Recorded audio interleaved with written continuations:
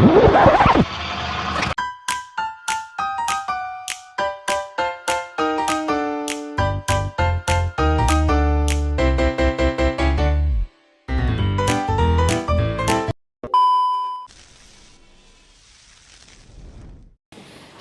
semuanya, selamat datang di podcast PJBL Kelompok 3. Di sini saya akan membawakan sebuah podcast dengan dua rekan tim saya dan saya juga Rina Alivia. Saya Devina Besari. Saya Hania Jeruna. Di sini kita akan membahas suatu topik yang sangat-sangat penting dan juga sangat mengedukasi. Kira-kira apa nih Kak topiknya?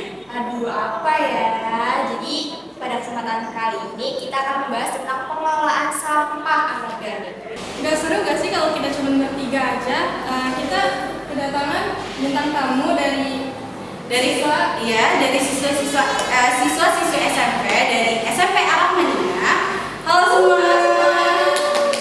Ya, boleh perkenalin diri kalian dulu. Dari kamu siapa namanya? Perkenalkan, nama saya Rafa Deni Utama Putra, suka dipanggil Rafa. Oke. Perkenalkan, nama saya Bima Rumati Syarif, sekolah di Komodina. Perkenalkan, nama aku Agisa Trelia, sering dipanggil Agisa. Salam kenal semua.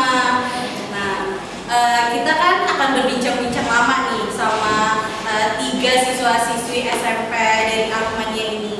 Kita langsung masuk ke topiknya aja ya, kira-kira. Oke, boleh dari Kak Devi.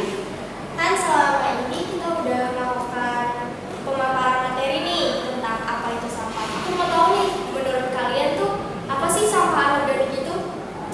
Sampah anorganik itu sampah yang bisa didaur ulang kembali, seperti botol aqua bisa dibuat menjadi tempat pensil, dan gelas aqua bisa dibuat hiasan-hiasan dinding kelas atau rumah. Tapi menurutku sampah non-organik itu sampah yang susah terurai oleh alam. Contohnya kayak kaca, kaleng, sama botol plastik, sama styrofoam.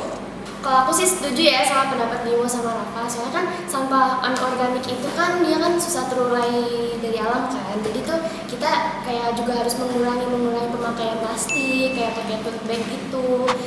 Nah, kan tadi kalian udah tahu nih pengertian dari sampah itu sendiri. Menurut kalian, di sekitar kalian nih yang kalian lihat, mungkin dalam lingkungan sekolah atau lingkungan rumah, sampah yang kalian lihat itu kayak gimana? Kayak apa sudah mengikuti prinsip 3R, seperti kayak misalnya sudah ditempatkan pada tempatnya masing-masing, atau masih kurang peduli pada sekitarnya, atau bagaimana?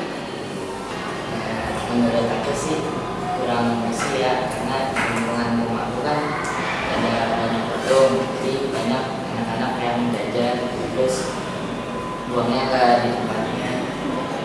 Kalau di lingkungan aku sih juga kurang peduli juga ya sama lingkungan. Jadi masih banyak sampah-sampah berserakan di pinggir jalan gitu. Terus tetangga aku juga sering bakar-bakar sampah yang organik gitu kan, jadi banyak polusi kan, jadi juga sulit gitu sih. Kalau di lingkungan sekolah kami suka ada sampah-sampah berserakan, karena anak-anaknya kalau jajan di kantin itu nggak pernah buang sampah di tempat sampah, ya kurang kesadarannya. Jadi kadang kami berinisiatif buat buang sampahnya. Dari sisi negatif yang tadi kalian udah sebutin itu, kan banyak kayak orang yang masih belum sadar tentang lingkungannya itu.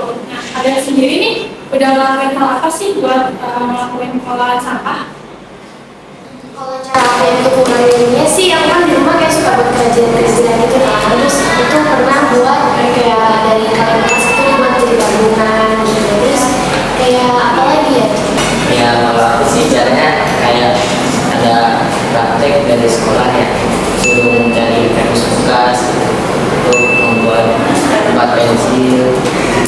Terus cara aku mengurangi itu salah satunya aku suka buat kan ngurangin pembelian plastik gitu kan. Terus sama kayak bawa kotak-kotak gitu dari rumah.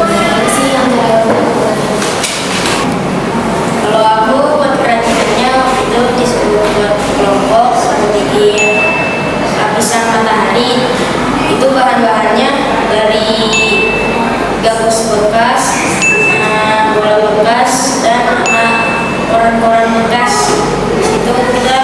diwarnain, ditempel-tempel dan jadi hiasan